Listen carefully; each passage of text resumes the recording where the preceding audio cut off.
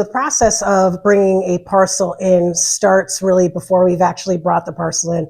We have field inspectors that go out to kind of take a look at the properties and to make sure that they're actually viable for renovation. So they're looking at the structural integrity, whether or not there's a bunch of mold or, the things that we may not be able to bring the house back from. And they'll kind of categorize that with whether it's an extreme renovation, a mild renovation, or something that's kind of like a mid-range renovation. And so all of those that kind of fall into the bucket of it can't be brought back, usually those things are because the structural integrity is just not there, roof structure just not there, or the foundation has really significant damage that we just wouldn't be able to bring it back from. Because we're typically dealing with residential new construction, and residential rehab, as far as like when we're trying to activate and put it back onto the tax roll, those projects that really speak to the integrity of the neighborhood,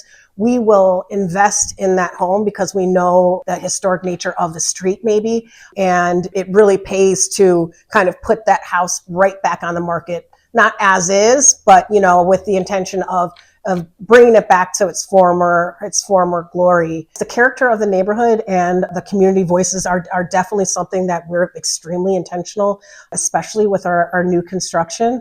We call it a street vision, where every single home on the street fits. So that could include home repair for a neighbor, where we want to bring their property value up as well to the new construction that's being built right next door. But street context is extremely, extremely important to the land bank. And because we work in so many different markets, we don't have a cookie cutter approach where we're putting the same exact thing in every single place. Design equity is that the intentionality that we put into design, to the layouts of new construction, to how we're going to maybe change layout in a renovation, all of that is templated for every single community. It's meant to, I'm going to build the same exact house in Shaker Heights that I'm going to build in the city of Cleveland in the Glenville neighborhood. If I'm working in the central neighborhood, that exact same house could be built out in South Euclid. So really, it's that